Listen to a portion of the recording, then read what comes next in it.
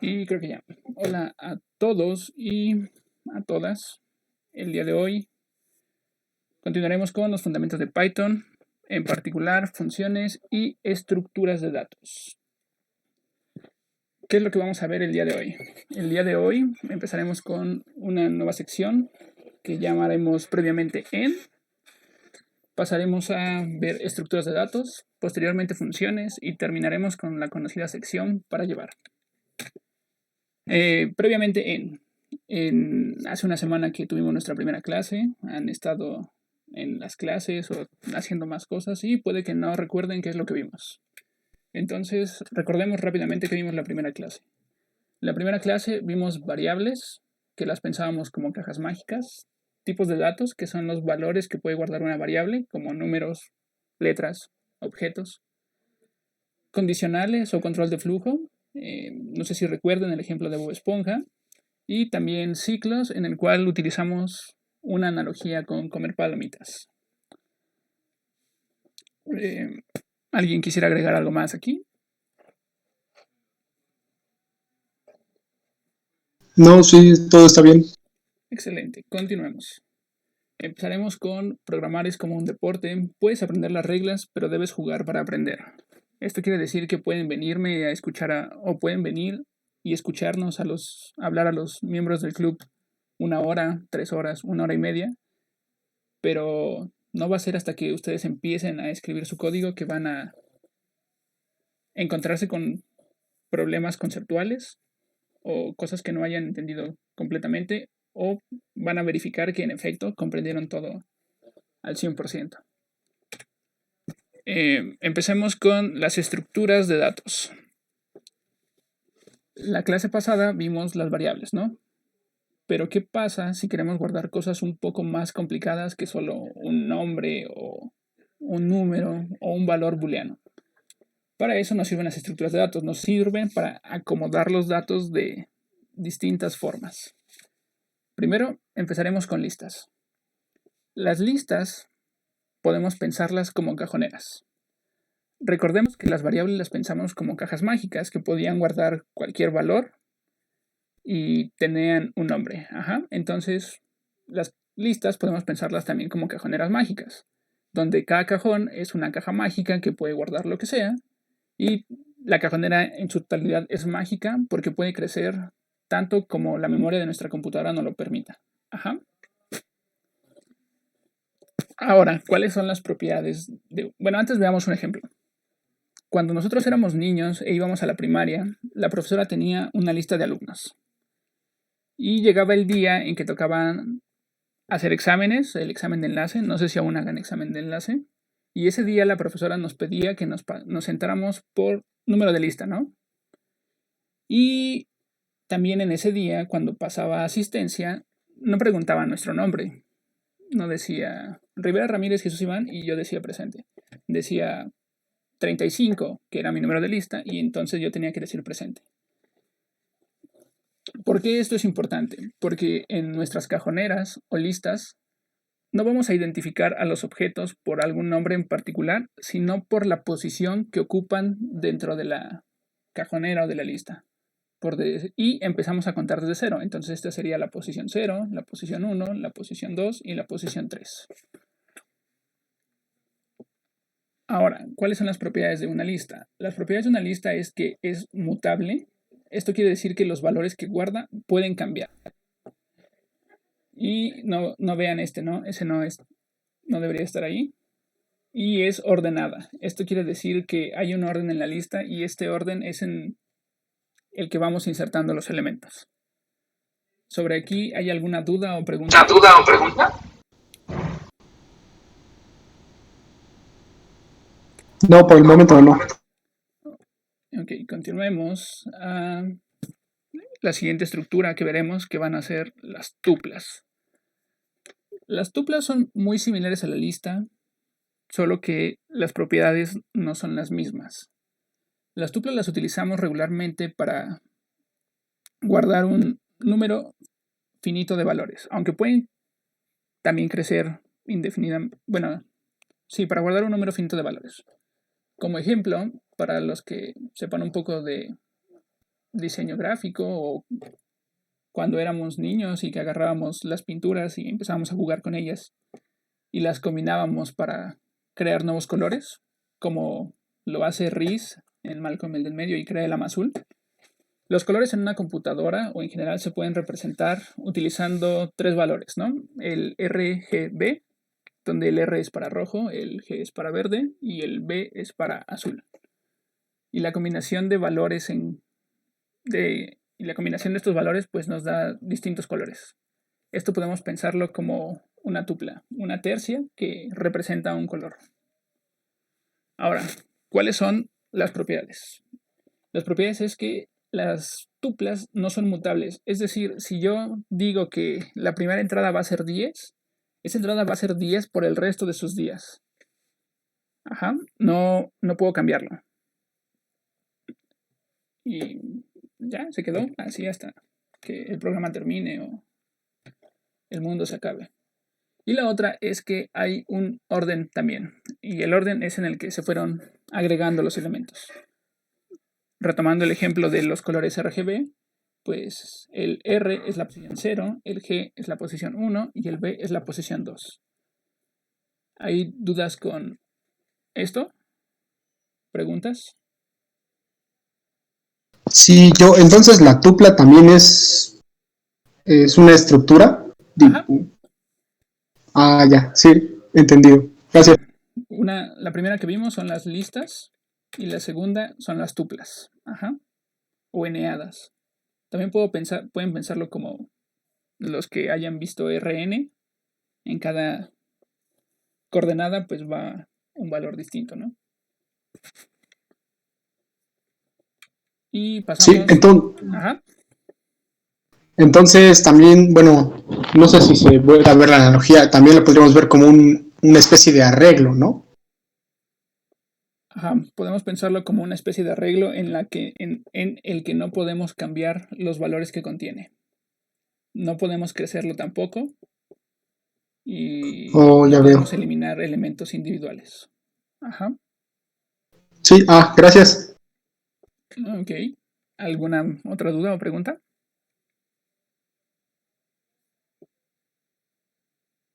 Entonces, continuemos.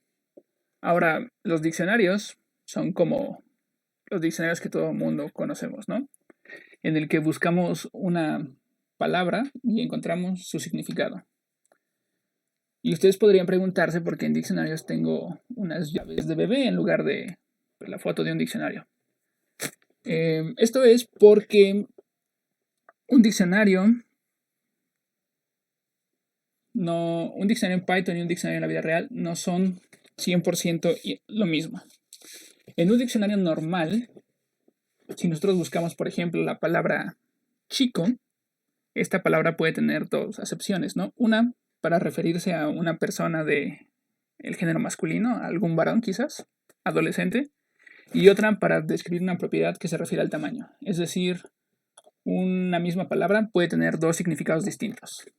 En los diccionarios, como estructura de datos en programación, esto no pasa. Una palabra tiene solo un valor. Entonces, expliquémoslo con pues las llaves, ¿no?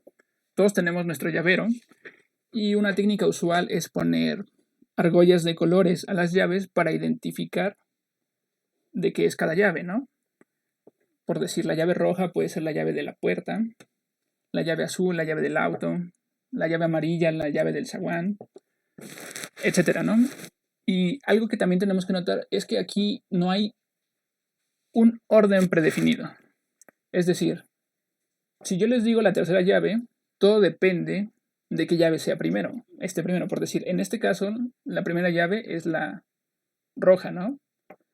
Pero al sacarlas de mi bolsa, las llaves no necesariamente van a estar acomodadas de esta forma. La llave roja puede girar sobre esta argolla y terminar al final. Y si yo te digo la primera llave, tú vas a pensar que es la azul. Por eso no es una estructura ordenada. Ahora, ¿cuáles son sus propiedades? Es que es mutable, es decir, que podemos cambiar los valores que guarda. Y no es ordenada, por lo que mencioné anteriormente con el ejemplo de las llaves. ¿Hasta aquí alguna duda? ¿Pregunta?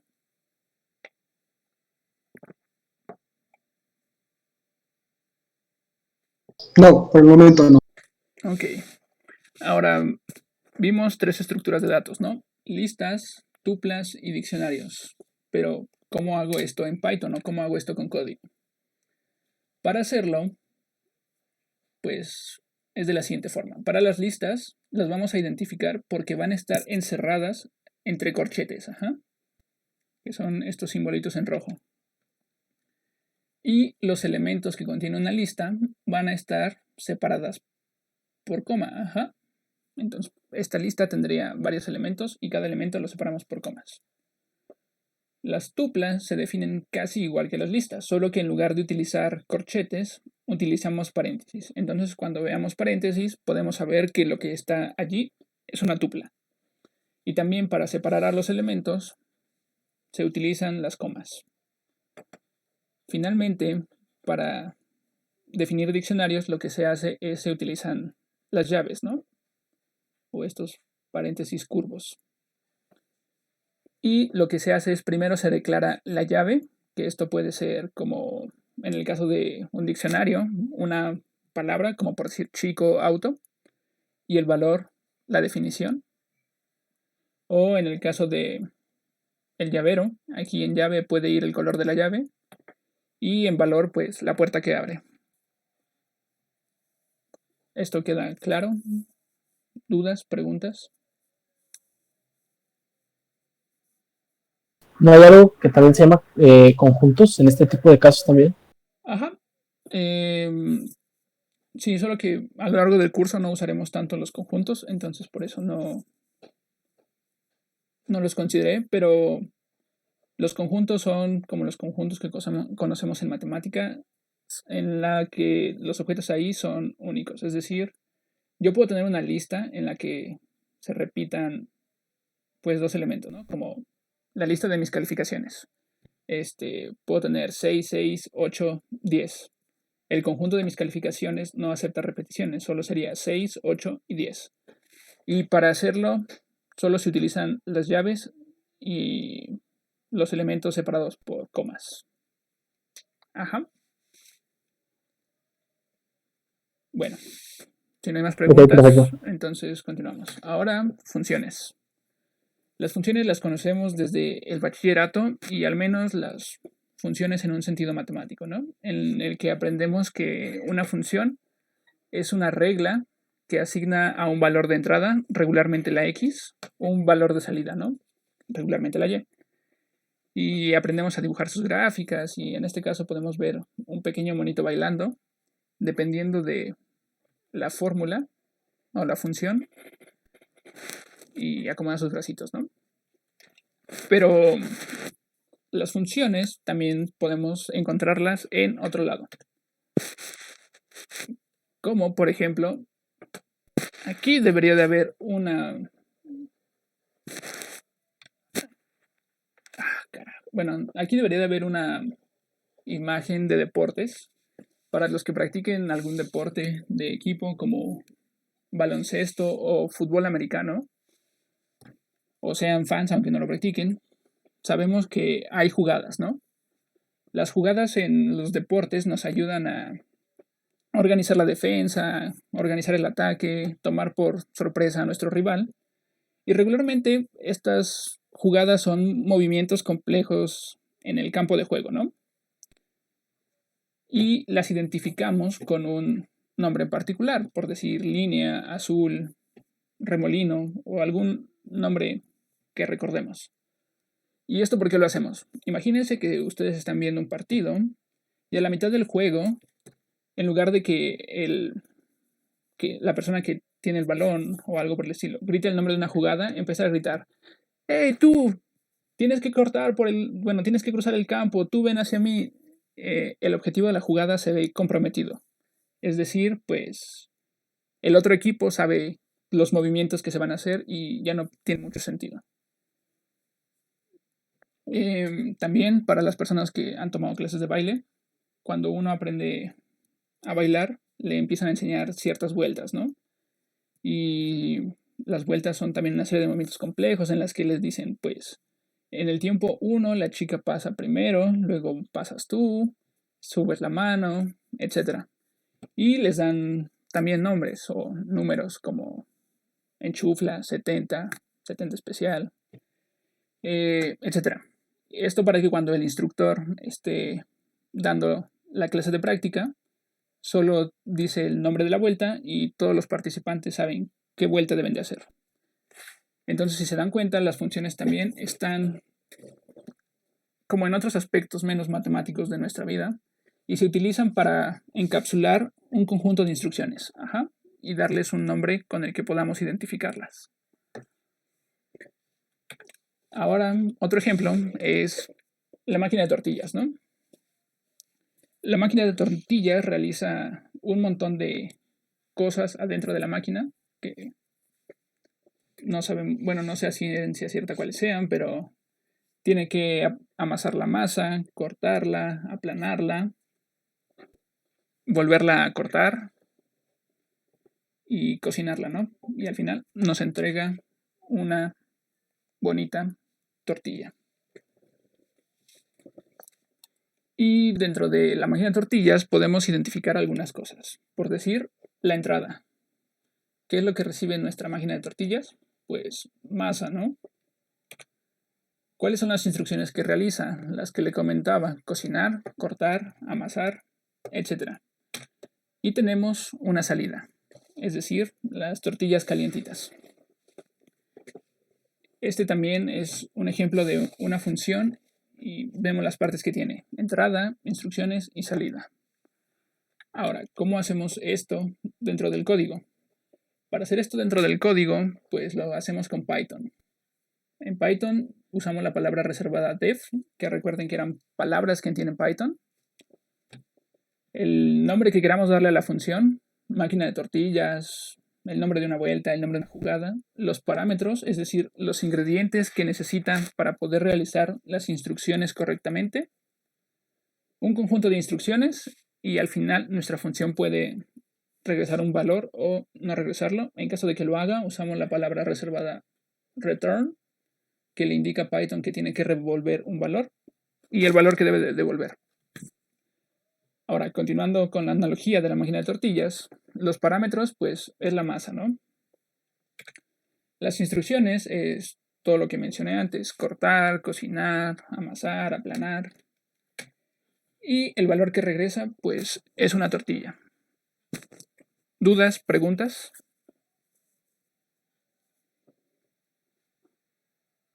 Sí, ¿Cuál es tu duda? yo tengo una pregunta.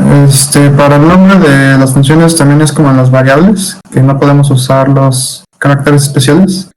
Para el nombre de las funciones siguen el mismo nombre de las variables, que solo podemos utilizar letras, dígitos del 0 al 9 y guiones bajo. Ok, gracias. ¿Alguna otra pregunta?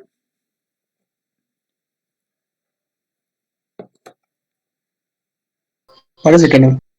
Ok, entonces, antes de empezar con la sección de código, vamos a dejar esto que dice deuda. Y esto es porque la clase pasada Benjamín me hizo una pregunta que no pude contestar del todo. La pregunta de Benjamín es si existe el overflow o desbordamiento en Python. Esto de overflow o desbordamiento quiere decir que haya un número muy grande que la computadora no alcance a representar o que no pueda guardar. Yo le dije que sí, que no conocía los límites, pero después de investigar un poco más me sorprendí un poco porque resulta que Python puede guardar enteros tan grandes como la memoria de nuestra computadora lo permite. No hay un límite para almacenar números enteros. Entonces puede almacenar números muy, muy, muy, muy, muy grandes. Para el otro caso de los números con punto flotante, sí hay un límite, y para conocerlo, pues este depende de nuestra computadora.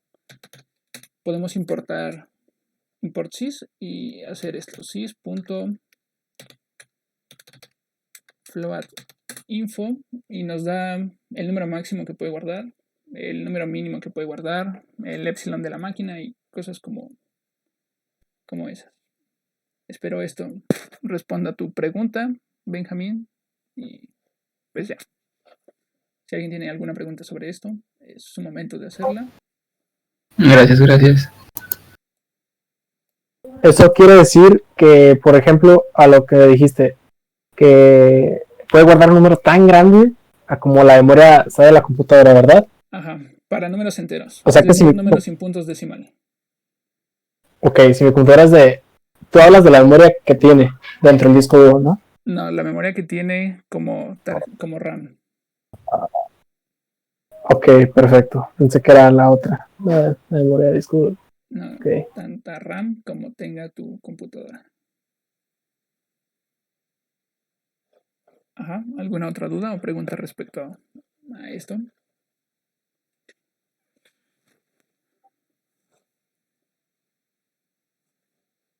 Ok, si no hay más dudas o preguntas respecto a la pregunta de Benjamín, entonces ahora vamos a abrir nuestro editor de código favorito.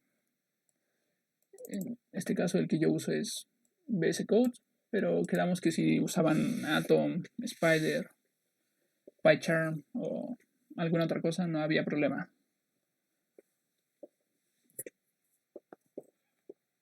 Esperemos un momento a que todos abran su editor y continuemos. Voy a iniciar una sesión interactiva de Python para empezar todo esto de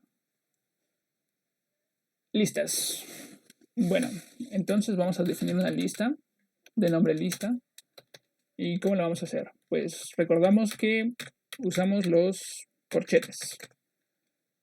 Y vamos a empezar a agregar elementos. Por decir, puedo agregar mi nombre, puedo agregar mi edad, puedo agregar literalmente lo que yo quiera. Puedo agregar el valor true, puedo agregar otro número como 3.1415, bla, bla, bla, bla, bla, bla. Puedo agregar otra lista que tenga los números 1, 2, 3 y 4. Las listas en Python pueden contener el tipo de datos que sean. No necesitan ser homogéneas. Ajá. Y para imprimirla, pues solo le doy lista. Ahora, ¿cómo acceso o cómo obtengo cada uno de los valores de mi lista? Quedamos que era como el número de lista que nosotros teníamos cuando éramos niños. Para eso usamos el nombre de nuestra variable, en este caso lista. Usamos los corchetes y aquí va a ir el índice de la posición que queremos obtener. Por decir, para obtener el 3.1415, contamos desde el 0, ¿no? 0, 1, 2 y 3. En este caso, pedimos la posición 3 y obtenemos el valor 3.1415. Ajá. ¿Dudas, preguntas?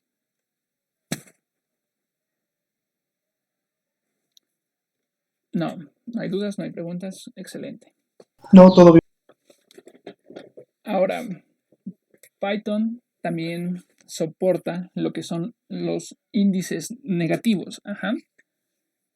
Es decir, que yo puedo pedir el índice -1 y si notamos me devuelve el último objeto de mi lista, que es la lista que contiene los números del 1 al 4. Para entender mejor esto, podemos ver como este arreglo de ejemplos, ¿no? En color verde están los índices positivos que van del 0 al 6 y en color azul están los índices negativos que van del -1 al -7 y lo que hacen es recorrer la lista al revés, en el orden contrario. Ajá.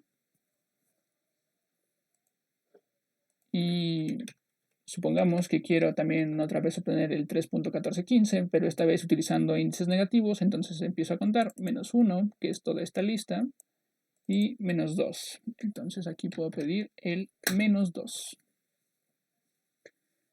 Ajá. Si no hay dudas o preguntas con esas, pasemos a cómo modifico un elemento de una lista. Pues yo les dije que las listas eran mutables, ¿no? Y ahí veíamos a la pequeña Boo golpeando a Randall para que cambiara de color. Entonces, supongamos que quiero cambiar el valor true a false. Entonces lo que hago es identifico su posición, que es la posición 2, y le cambio el valor a false. Ajá. Vuelvo a imprimir mi lista. Y en este caso veo que ya no es la misma, ¿no? Ahora en la posición donde había un true hay un false. Ajá.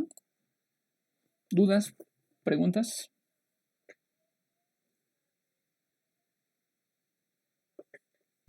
Ok, si no hay dudas o preguntas, pasemos a operaciones sobre listas.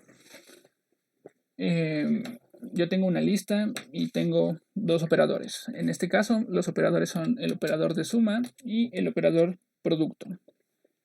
¿Qué hace cada uno? Voy a definir una lista 2, que va a ser la lista que tiene el número 0 y el número 10. Si yo sumo la lista 1 con la lista 2, lo que hace es juntarme las listas. Ajá. Pone primero la lista 1 y luego inmediatamente le pega la lista 2. Si yo lo hiciera al revés, primero la lista 2 y luego la lista 1, pues obtenemos el resultado esperado, ¿no? Primero los elementos de la lista 2 y luego los elementos de la lista 1. Y la otra operación es la operación producto, que en este caso lo que hace es repite la lista. Por decir, si la lista 2 yo la multiplico 4 veces, pues me repite la lista 2 4 veces. 0, 10, 0, 10, 0, 10 y 0, 10. ¿Dudas o preguntas con los índices de la lista, índices negativos, cómo cambiar un elemento, o los operadores como el operador producto o el operador suma?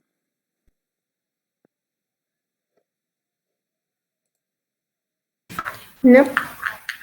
Ok, si no hay preguntas, entonces pasemos a funciones con listas. Una pregunta natural es ¿cuántos elementos tengo en mi lista?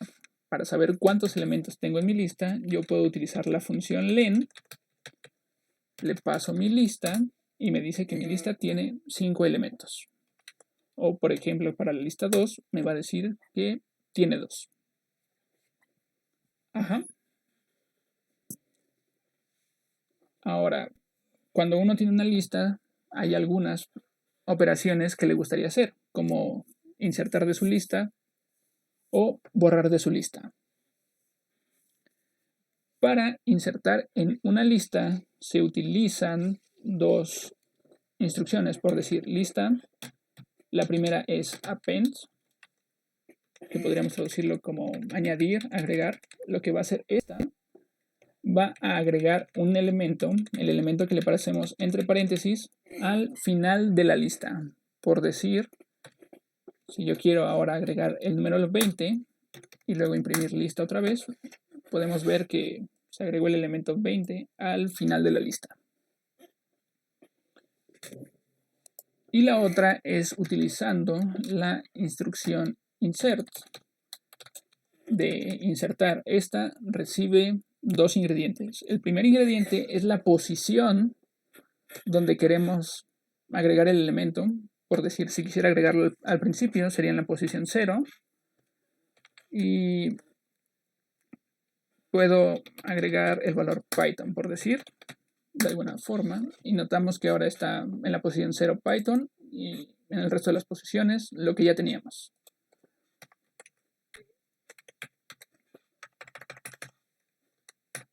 Y podemos insertarlo en cualquier otra posición, por decir, ahora en 3.1415 es 0, 1, 2, 3, 4, es la posición 4, y quiero que esté en 9.81, ¿no? Y obtenemos la siguiente lista. Ajá, ¿hay dudas con la operación append o con insert?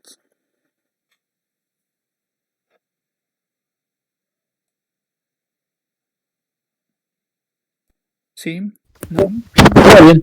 Bueno, por el momento sí, todo bien. Ok. Ahora, ¿qué pasa si yo quiero eliminar un elemento de una lista, ¿no? Por decir, quiero eliminar este elemento false. Para eso, puedo utilizar lista.pop y entre paréntesis le indico el elemento que quiero eliminar. Entonces quiero eliminar false, que es el 0, 1, 2, 3. Imprimo lista y notamos que ya no aparece false. En el caso de que yo no le pase ningún argumento a pop, lo que va a hacer va a eliminar el último elemento. Ajá. ¿Dudas, preguntas respecto a esto? Esta última función te regresa, o sea, lo elimina, pero también lo regresa. Sí, me regresa el elemento que estoy eliminando. Ok, perfecto. Thank you. Por eso, si notan, cuando elimine el false, aquí imprime false. Cuando no le pase argumento y elimino el último, que era 20, me imprime el 20. Y bueno, si esa era la única pregunta, entonces continuemos. Otra pregunta natural es, ¿cómo sé si yo tengo algún elemento en mi lista, ¿no? Para eso utilizamos la palabra in. Por decir, yo quiero preguntar si Iván está en la lista. Si el valor que le estoy pasando está en la lista que le estoy pasando, entonces me va a decir que true. Y por decir en la lista 2, que solo tenemos el 0 y el 10, me va a decir que false porque Iván no está en esa lista. Ajá, eso es para buscar si un elemento está. Y si ya sabemos que un elemento está y queremos obtener la posición en la que está, utilizamos la función index. Por decir index de Iván me dice que está en la posición 1. 0, 1. ¿Dudas o preguntas con listas?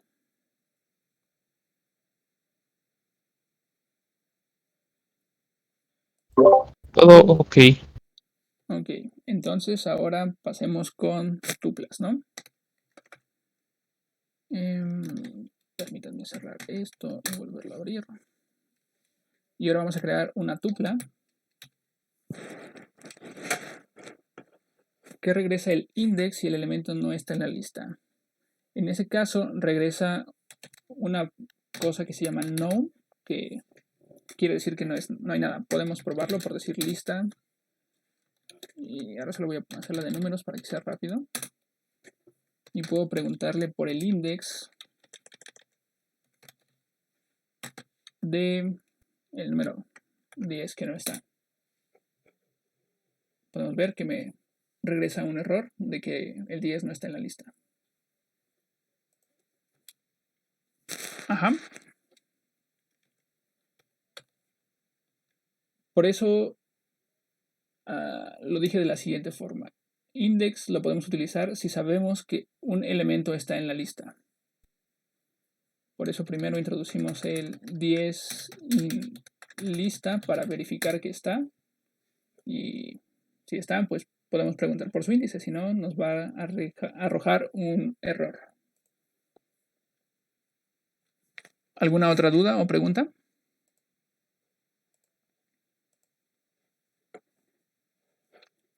De nada, Jerry. No, ninguna. Entonces, íbamos con las tuplas, ¿no? Tupla. Y quedamos que esta usamos paréntesis. Y los elementos aquí que queremos guardar. Y estas tampoco tienen que ser todas del mismo tipo. Por decir, puedo repetir el ejemplo que tenía, como Iván 3.1415 y una lista, ¿por qué no? 1, 2, 3. Lo primero que les dije es que estas cosas no les puedo cambiar sus valores, ¿no? Entonces, para obtener un valor, lo hago de la misma forma que con las listas. Por decir tupla 0, tupla 1 o tupla 2. cuando yo quiero decir que a lo mejor me equivoqué con mi nombre, mi primer nombre, para quienes no lo sepan, es Jesús. Y si intento cambiarlo, me dice que pues no puedo hacerlo, que ni modo, estoy mal y no se puede. Ajá, eso lo habíamos visto porque dijimos que una tupla era un objeto inmutable. Y con las tuplas no hay mucho que hacer porque pues no podemos insertar nuevos elementos, no podemos eliminar elementos y pues ya también si queremos saber si un elemento está en la tupla, pues podemos hacer lo mismo, ¿no? Por decir Iván in tupla, eso dice que pues es cierto, ¿no? Pero si busco mi primer nombre, me dice que no está allí. ¿Hay dudas o preguntas respecto a las tuplas? Okay, veo que estás escribiendo Jerry. Esperaremos a que termines de escribir.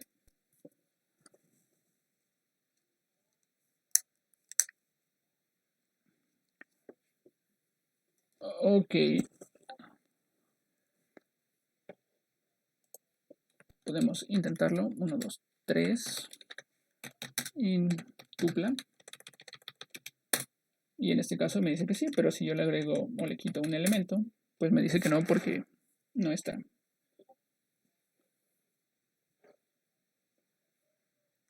Ajá, ¿alguna otra duda? ¿Pregunta?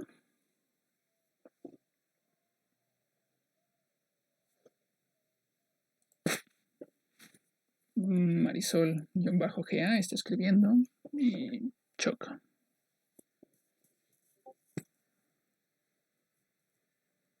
Efectivamente está poderoso el Python.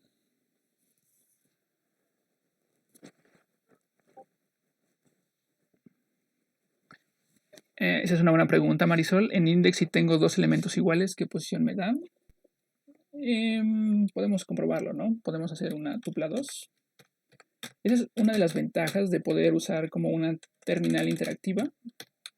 Que pues muchas de las preguntas que se nos ocurren podemos escribirlas en ese mismo momento, ¿no?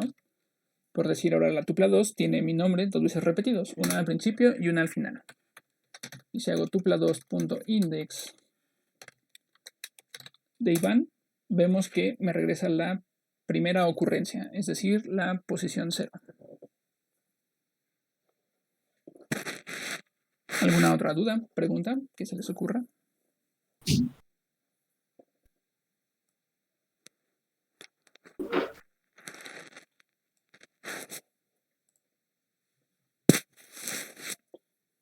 Sí, no, asumiremos que no.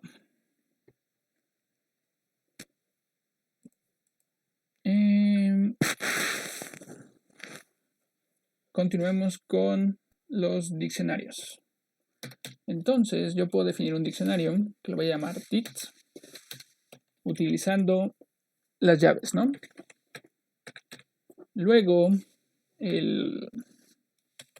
la llave o la palabra que voy a utilizarlo, como por decir, si esto fuera un directorio telefónico, podríamos tener a Paco, y que su número sea este. Podríamos tener a Pancho, y que su número sea este. Y podríamos tener a fulano, ¿no? O fulana, y que su número sea este. Ajá. Si en este caso yo quisiera obtener algún elemento por la posición, por decir Paco sé que está en la posición 0, o yo lo guardé en la posición 0, voy a tener un error. Pero si yo pregunto por el teléfono de Paco, utilizando las llaves y entre paréntesis, no, los corchetes, y como dije que las llaves iban a ser palabras, pues tengo que poner comillas, pues puedo saber el número de Paco, ¿no? Igual, si quisiera agregar algún nuevo elemento, lo que hago es el dict, una nueva llave, en este caso fulana, está perengana, y el número de perengana, ¿no? En este caso el número de perengana que sea este. Y si ahora imprimo todo el diccionario, vemos que también agregó a perengana. Así es, Diego, las keys pueden ser de cualquier tipo, por decir 1, que sea eso. Y ahora en el diccionario agregó la llave 1 con el valor, este valor de acá.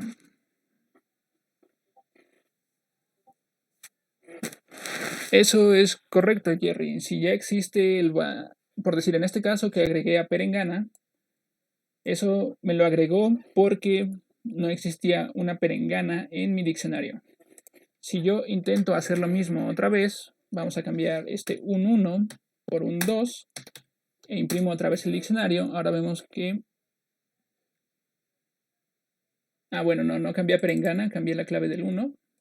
Y entonces vemos que el 1, que antes era 93, 45, 31, ahora es 93, 45, 32. Y también para buscar algún... para saber si un elemento está dentro de mi diccionario, lo mismo que para tuplas y para listas. Por decir, Paco in dict. En este caso, cuando usamos el in, lo único que se verifica es que la llave exista dentro del diccionario, no que el valor exista.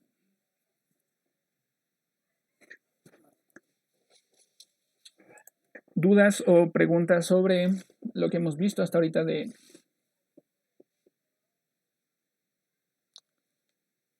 ¿Tiene la misma complejidad el in en el diccionario que en las listas? No, porque... es que no sé si los de competitiva ya vieron esto. Pero no tienen la misma complejidad. Es más rápido realizar un in sobre un diccionario que sobre una lista. De nada, Jerry. Punto. ¿Alguna otra duda o pregunta?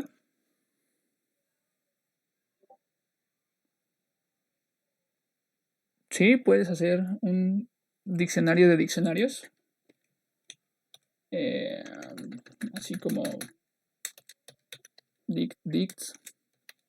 Y no sé, que el primero sea, la primera llave sea el ejemplo que tenemos de chico. Y aquí sea la primera definición, niño, y la segunda definición que sea pequeña. Y en ese caso, pues, si yo imprimo dicts, pues me da eso y puedo obtener por chico, que me devuelve un diccionario, y de ahí pues tendría que obtener la primera definición, que es niño, o la segunda, que es pequeño. Sí, pueden ponerse tan locos como quieran, hacer diccionarios de arreglos o no sé qué se les ocurra. De nada, Jerry.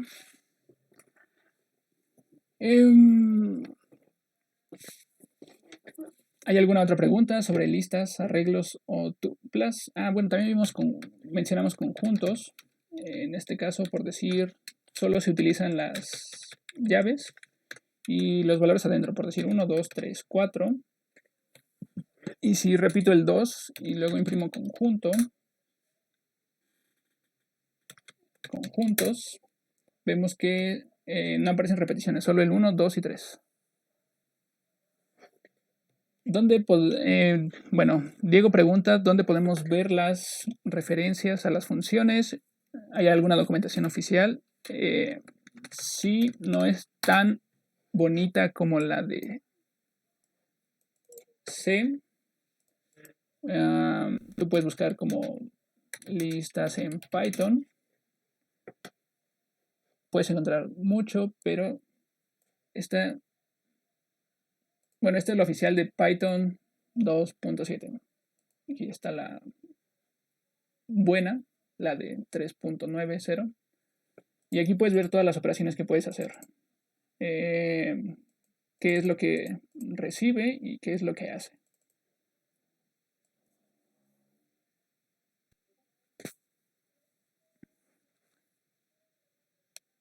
Y creo que hoy no está Leo porque tuvo un accidente.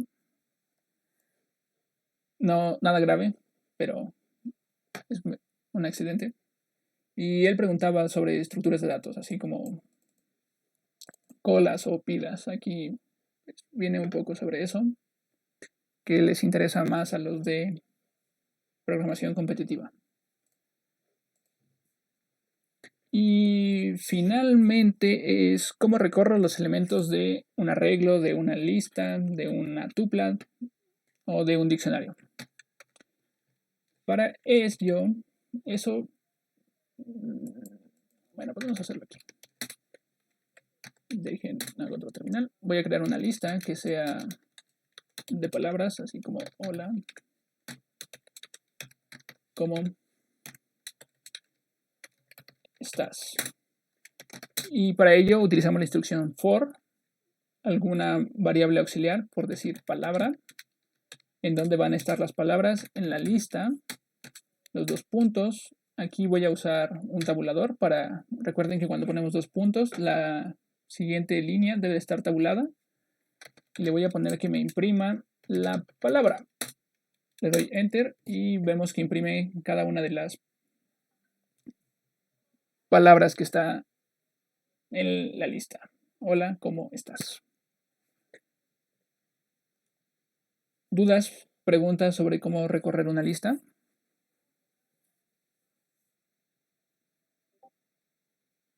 Ajá, palabra es la variable. ¿Dónde se va a mover esta variable? En los elementos de la lista. Creo que es bastante explícito. Para, palabra, en, lista, imprime la palabra.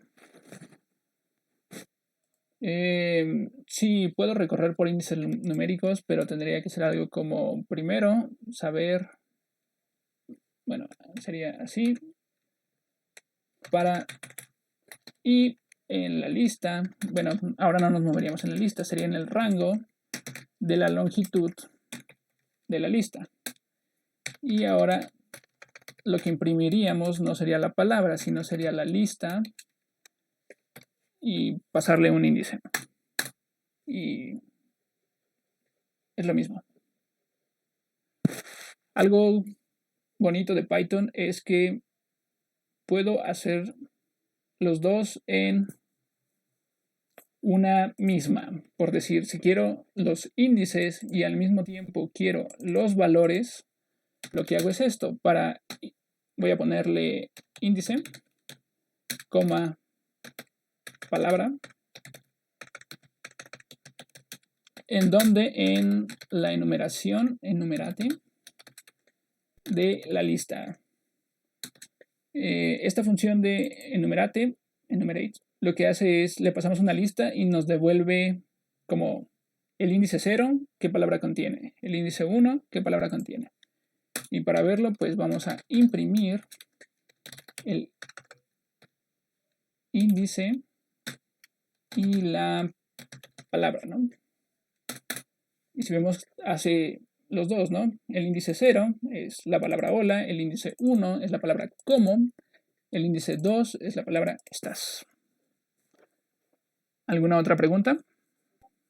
Yo tengo una duda ahí. Sí. ¿El enumerate funciona como un lent o es que le agrega la enumeración y por eso te lo imprime?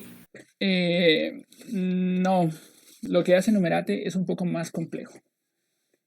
Algo que puedes hacer con tuplas es algo que se llama empaquetamiento y desempaquetamiento. Por decir, si yo creo una tupla que sea 10 y 15, eso no tiene sentido.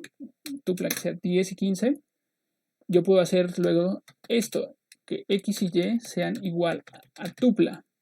Eso no tiene mucho sentido si uno lo piensa, y uno podría pensar dos cosas. Uno, que a X y a Y les asigna el valor de tupla, o que crea una variable X y a Y le asigna el valor de tupla. Pero lo que realmente hace es a X le asigna el primer valor de la tupla y a Y le asigna el segundo valor de la tupla. Entonces lo que hace enumerate lista nos devuelve tupla, bueno, nos devuelve una lista de tuplas o un iterador de tuplas en la que la primera es el índice y la segunda es el elemento que está en ese índice.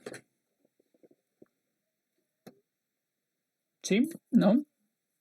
¿Respondí tu pregunta? Sí, creo que sí. Sí. No, sí.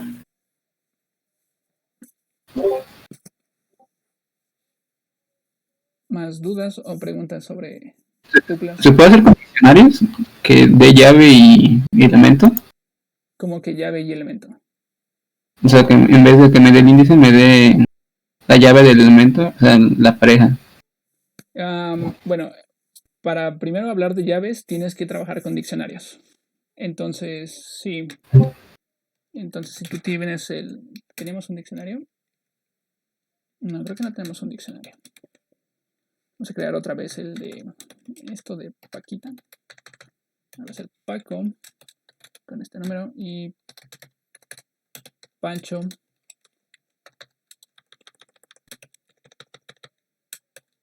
con este número. Si yo quisiera hacer primero, por decir esto de... Si yo hago esto en el diccionario y luego le pido que me imprima las llaves, pues me imprime las llaves, ¿no? Lo que, si entiendo bien tu pregunta, es si quiero obtener las llaves y también quiero obtener el valor que tiene cada llave. ¿Esa es tu pregunta, Benjamín? ¿O la mala entendí? Sí, sí, es esa. Entonces, O sea, que me igual me regresa la lo pareja. que yo puedo hacer aquí es, me parece que es ítems.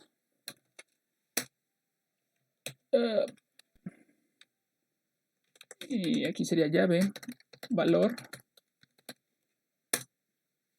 Y aquí le puedo dar que me imprima la llave y luego el valor. Y hace Paco, 1, 2, 3, Pancho y 1, 2, 3. Gracias, gracias.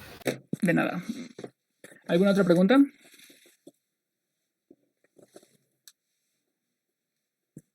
Ok, si no hay más preguntas, continuemos con la parte de funciones. Para eso, esto no importa. Vamos a abrir, bueno, la vez pasada creé una carpeta que se llama sesión 1, esta vez vamos a crear una que se llama sesión 2.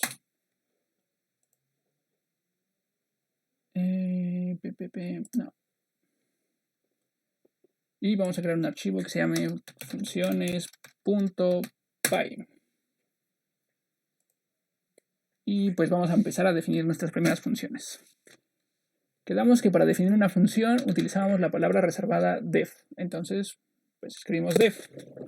Y que se llame mi primera función. Mi primera función. Esta no va a recibir ningún parámetro. Nuestros dos puntos. Y lo que va a hacer, vamos a imprimir el texto. Mi primera función. Ajá. Y ya, si nosotros hacemos esto y corremos nuestro programa, pues no va a ser mucho. De hecho, no imprime nada. Eso es porque aunque creamos una función que se llama mi primera función, nunca la estamos llamando. Esto es como en el ejemplo de las clases de baile o del deporte. Nosotros podemos sabernos 1000 vueltas, pero si durante la práctica el instructor o el capitán nunca llama a ninguna jugada o a ningún paso de baile, entonces no tenemos por qué hacerlo. Lo mismo pasa aquí. Cuando yo llamo a mi primera función, para eso lo que hago es escribo el nombre y los dos paréntesis. Y en este caso, pues lo vuelvo a guardar, lo vuelvo a correr y en este caso vemos que ya me imprime mi primera función, ¿no? ¿Hay dudas o preguntas con esto?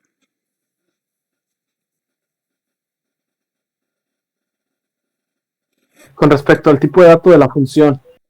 En este caso, bueno, pues es que Python ya lo reconoce, ¿no?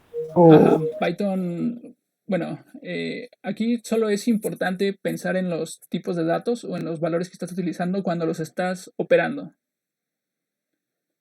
Si no los estás operando, no, Sí. no te preocupes por ello.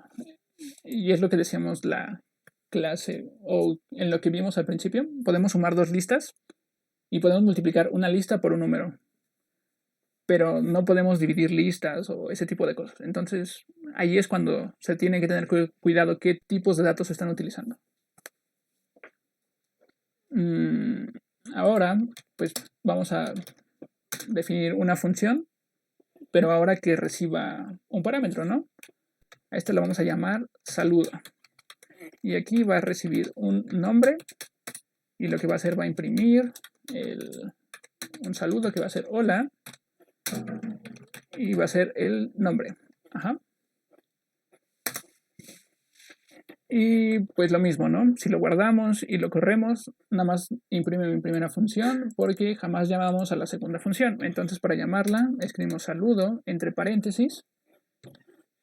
Y si nosotros la corremos así, entonces va a pasar un error porque nos dice que saludo requiere un parámetro y no recibió ninguno. Entonces aquí está Anton.Ruiz y la guardamos y ahora nuestro programa le manda un saludo a Anton Ruiz, ¿no? Hola, Anton Ruiz. ¿Dudas o preguntas con esto?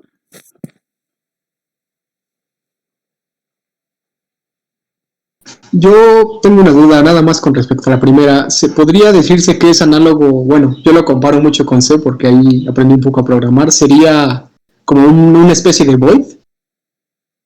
Ajá. Podemos pensar en las funciones que no devuelven nada como void y las funciones que devuelven algo como en el valor que devuelven. Oh, ya. Gracias. De nada. ¿Alguna otra pregunta?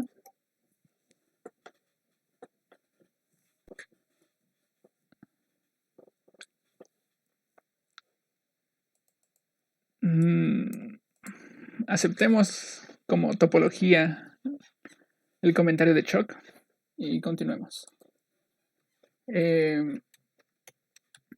Ahora, ¿qué pasa si yo quiero pues mandar varios parámetros, ¿no? Entonces le voy a poner un saludo 2 y este va a recibir primero un saludo y un nombre. Y aquí le digo que primero va a ser el saludo y luego el nombre. Entonces, para llamarla, pues llamo el nombre que es saludo 2. ¿Cuál va a ser mi saludo? Hace rato fue hola. No soy muy creativo, entonces pondremos hello, coma y Anton Ruiz, ¿no? Y ahora vemos que tenemos el resultado de la primera función, que solo imprime mi primera función, el resultado de la segunda, que imprime hola y el nombre que le pasamos, y la tercera, que ahora recibe dos parámetros, el primero es un saludo, el segundo es un nombre, imprime hola, o bueno, hello, Anton.Ruiz. Y lo mismo, si quisiéramos poner más parámetros, pues aquí iría, ¿no? Como parámetro 3 y todos los parámetros que quisiéramos. Parámetro n. ¿Dudas, preguntas respecto a esto?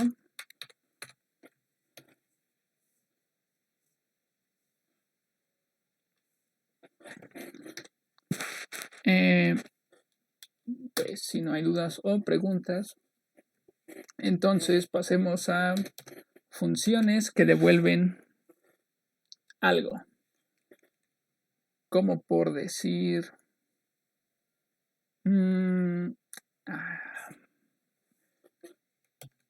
Ahora lo que vamos a hacer va a ser devolver el saludo. Vamos a llamarle saludo 3. Y va a hacer lo mismo, ¿no? saludo, nombre, pero esta vez vamos a utilizar el return porque queremos regresar un saludo. Entonces, return, y lo que va a hacer, va a regresar el saludo, le vamos a añadir un espacio y luego va a regresar el nombre. Ajá.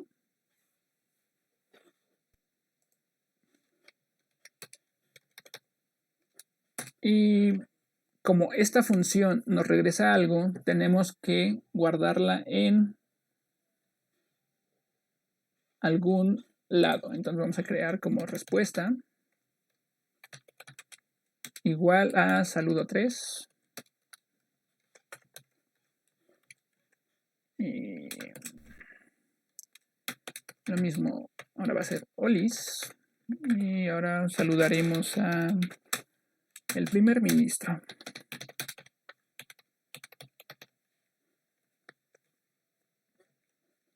Y pues imprimiremos el resultado de...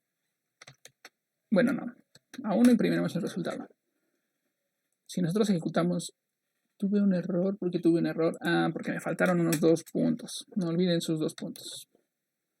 Si lo ejecutamos, vemos que imprime mi primera función, el saludo, que es hola Anton Ruiz, luego hello Anton Ruiz. Pero en el tercer caso del saludo 3 no imprime nada porque lo único que hicimos fue guardar el valor que regresa en la variable respuesta. Entonces, para imprimirlo, pues tenemos que imprimir la respuesta, ¿no? Lo guardamos, se vuelve a ejecutar y ahora ya imprime Olis, el primer ministro. ¿Dudas? ¿Preguntas?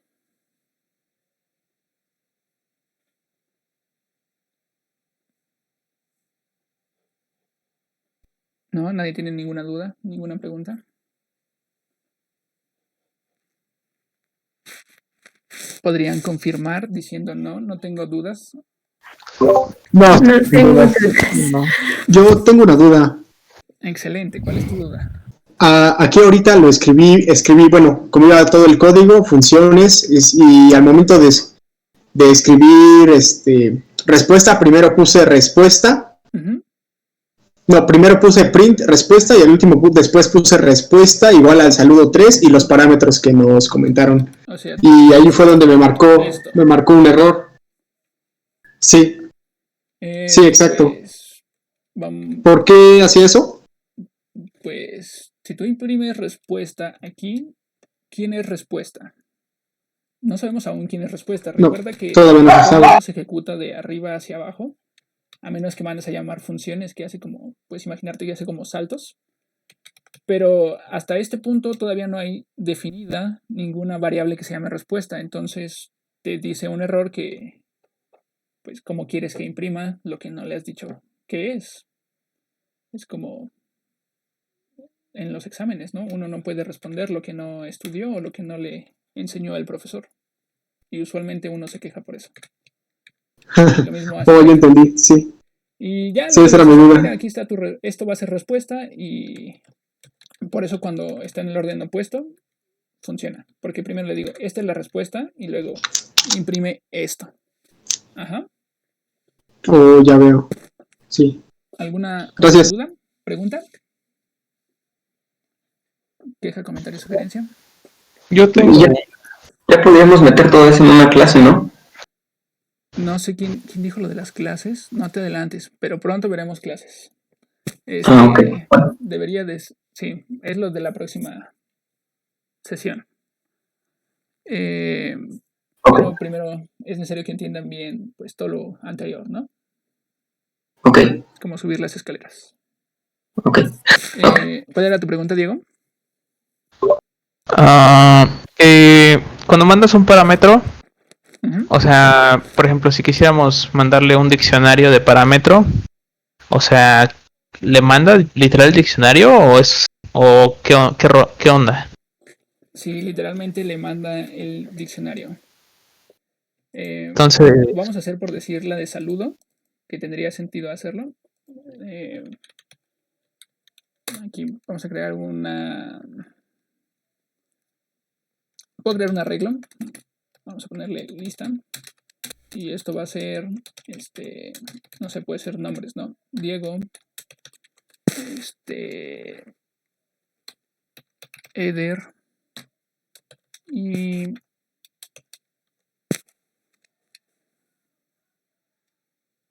Angie. Aquí se me olvidó una. Y yo puedo mandar llamar a saludo 1 con esta parte de lista, ¿no? Entonces cuando lo ejecute, me lo imprime tal como está. O sea, pasó todo el objeto. Igual, Ok. ya tendrías que... O sea, si sabes que vas a recibir un arreglo, pues tu función está pensada para trabajar con arreglos, ¿no? Ok. Gracias. Como por decir, vamos a hacer una que trabaje con arreglos, por decir, múltiples saludos. Y esta va a recibir una lista. Y lo que va a hacer es para cada nombre en la lista, va a llamar a saludo con el nombre, ¿no?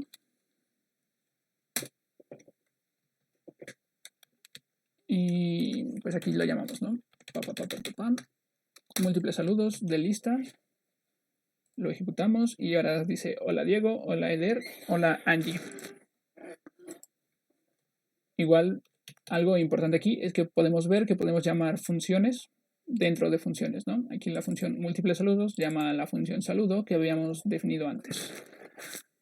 ¿Dudas? ¿Preguntas?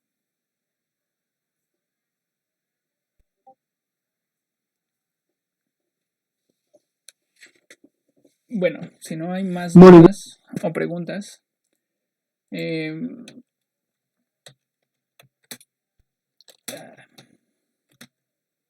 para los que no estaban al principio de la clase del día de hoy la empezamos con un pequeño truco de magia.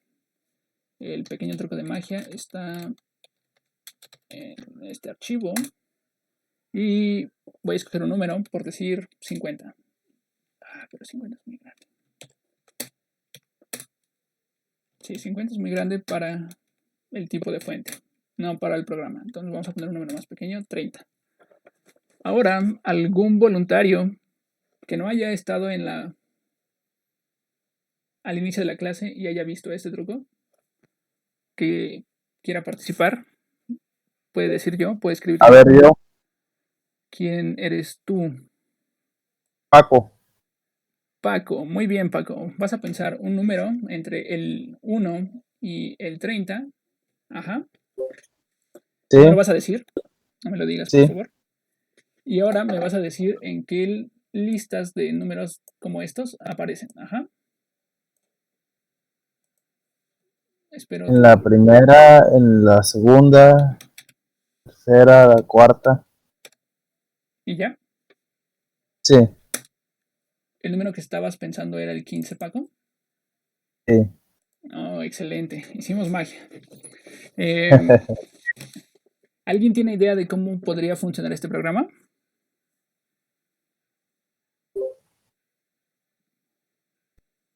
Lo checa, debe haber una condición, ¿no? De que si es igual que el prima o algo así.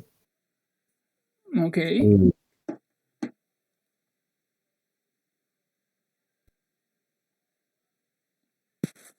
¿Alguien más tiene alguna otra idea? Calcula las intersecciones de la lista. Podría ser. Órale.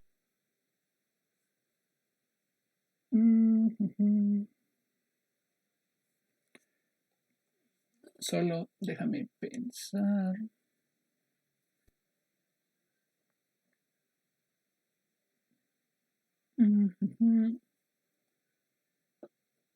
Creo que la de las intersecciones no funciona. Debo pensarlo un poco más, pero podría pensar. Mi primera idea es que no funciona. Habría casos que se salen de eso. ¿Alguna otra idea?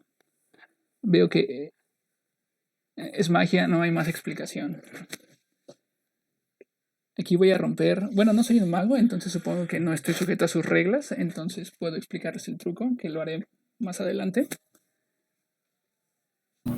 con diccionarios. ¿Esto genera números aleatorios? A ver, primero la pregunta de diccionarios. El programa en sí usa todo lo que hemos visto hasta ahorita. Funciones, arreglos, variables y todo ese tipo de cosas. Diccionarios, supongo que sería es una forma. Vamos a revisar, por decir, una de las soluciones de Leo, de los programas de tarea. No, aquí no está. Creo que era el ejercicio 3. Leo hizo dos soluciones. Una versión de novato, que le llamó. Quien no vio los ejercicios, el ejercicio 3 era imprime pues este patrón de asteriscos. La solución de novato es una solución válida y es imprimir uno por uno a mano. Luego hizo una solución pro en la que pues él sugiere un número menor a 50 y va a imprimir un patrón similar.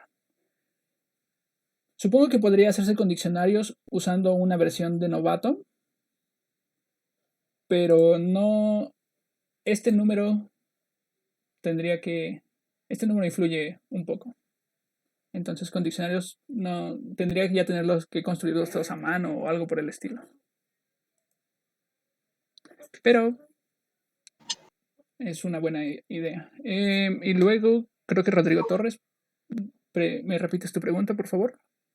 Bueno, yo lo que tenía pensado es de que primero generas números aleatorios.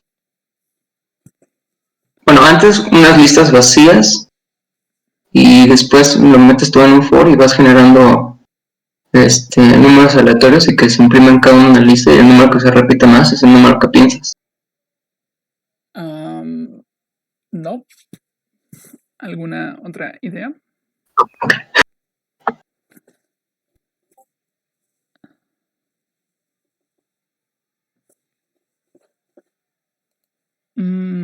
¡Es por estadística! No es por estadística. De hecho, es algo más sencillo. Y respecto a tu comentario, Eder, creo que podría hacerse de esa forma, pero hay una mejor forma de hacerlo. Y AZP Moon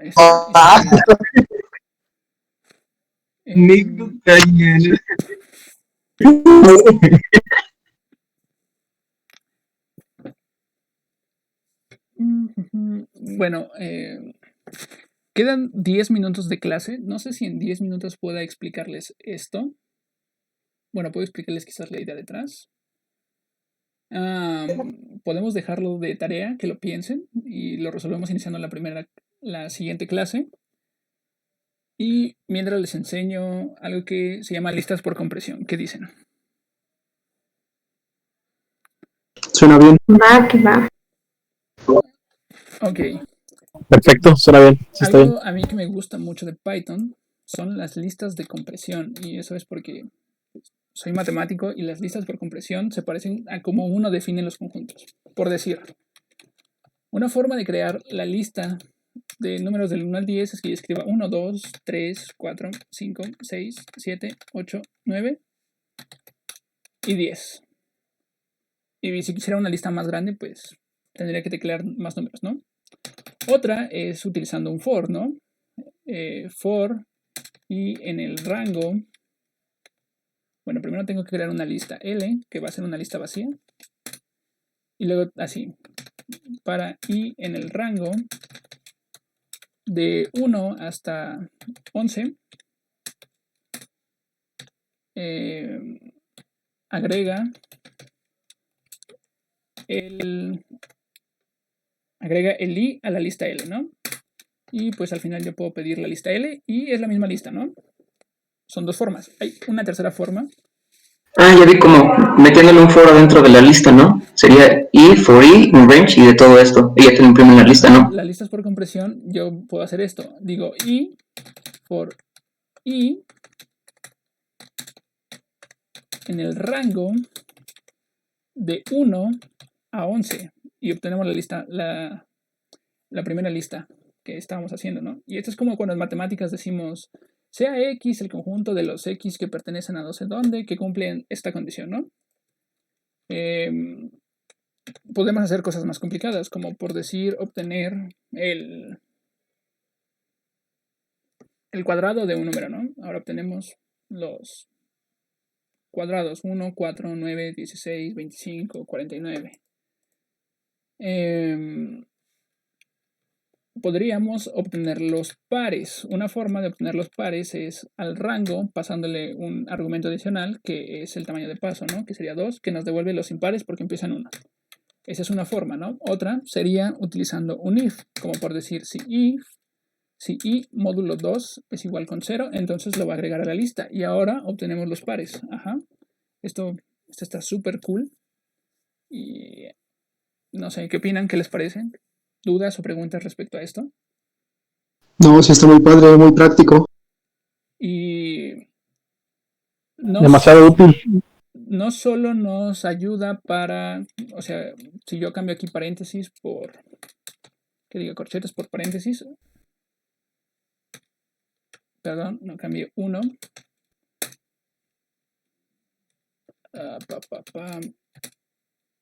Bueno, aquí me da otra cosa, pero es una tupla que tiene esos valores y luego puedo recorrerla.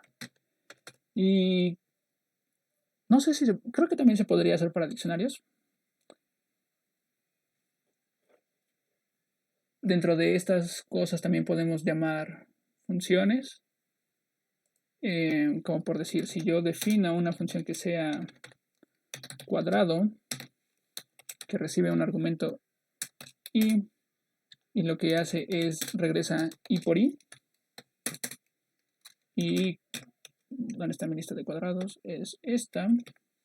Yo puedo decir aquí cuadrado de pues el elemento i, ¿no? Y ahora obtengo los cuadrados de los números pares. Puedo también crear matrices, ¿no? Una matriz la podemos pensar como listas de listas. Ajá. Una lista que su primera entrada es una lista, por decir 1, 2 y 3. Que su segunda entrada también es una lista, 4, 5 y 6. Y que su tercera entrada también es una lista que tiene los números 7, 8 y 9. Ajá. Yo puedo obtener la misma matriz utilizando esto de compresión de listas. Por decir, aquí quiero que sea i para i en el rango de n, n más 3. ¿Eso tiene sentido? Creo que sí. Y luego me falta una variable que no he definido, ¿no? ¿Quién es n? Entonces le puedo decir que la variable n se va a mover en el rango de 1 a 4 en este caso. Y a ver qué sale. Se me olvidó una n en range. Y no, lo pensé mal. Bueno, pero podemos crear matrices. Creo que aquí es n por 3, n por 3 más 3. Más 1 más 3. Y que esto empiece en el 0 al 3. 1, 2, 4, 5, 7, 8. Es 4. Y ahí está. ¿Sí? ¿Dudas, preguntas respecto a esto de listas por compresión?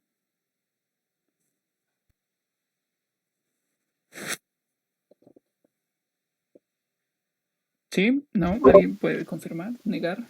Entonces, como que antes del for, puedes hacer lo que quieras con la variable que estás por usar en el for, ¿no? No, está bien. Sí, sí, sí.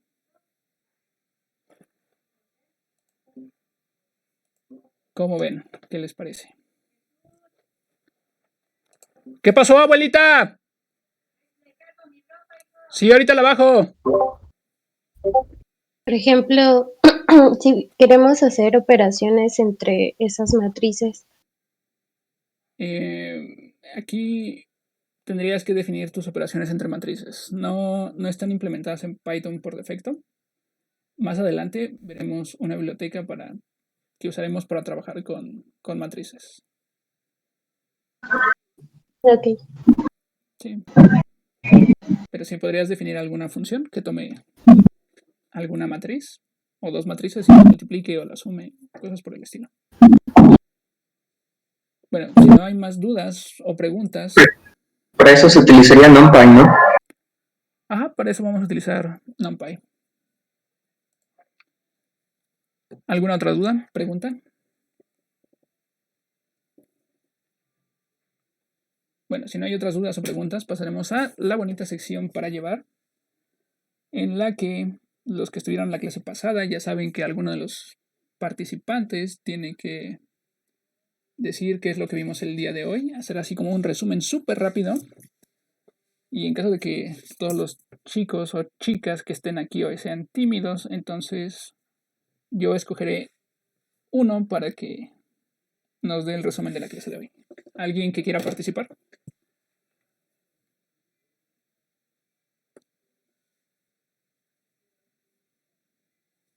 ¿Alguna que quiera participar?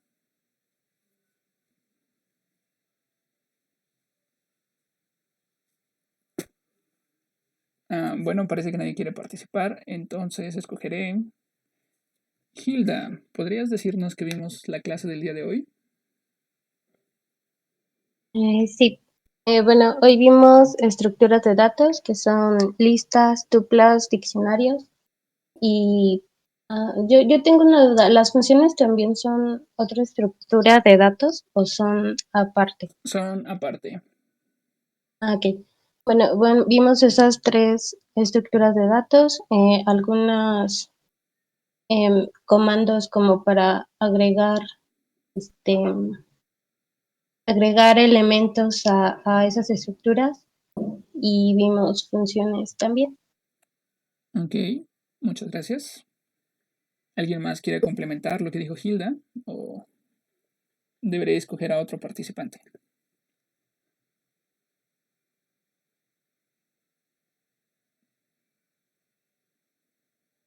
Ok, entonces, Rodrigo Torres, ¿serías tan amable de comentarnos qué vimos hoy, complementando lo que dijo Hilda?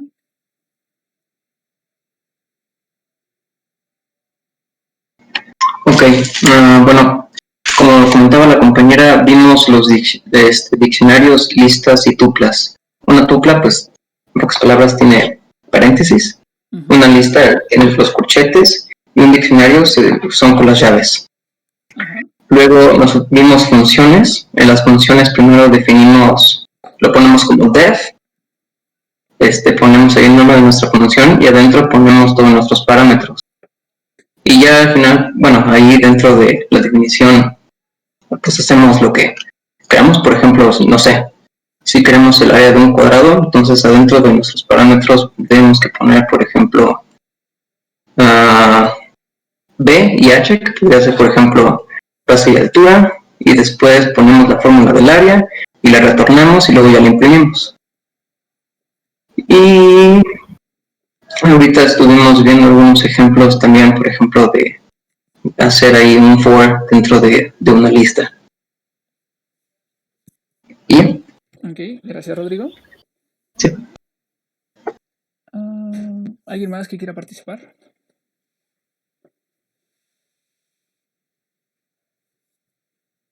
No, bueno, si nadie más quiere participar, entonces, recapitulando lo que dijo Hilda y Rodrigo, el día de hoy vimos tres tipos de estructuras de datos: las listas, las tuplas y los diccionarios.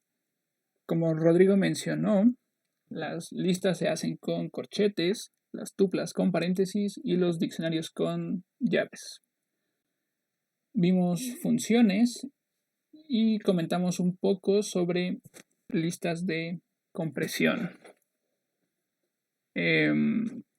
La próxima clase iniciaremos con el programa del truco de magia. Si pueden pensarlo en la semana, estaría excelente. Termino de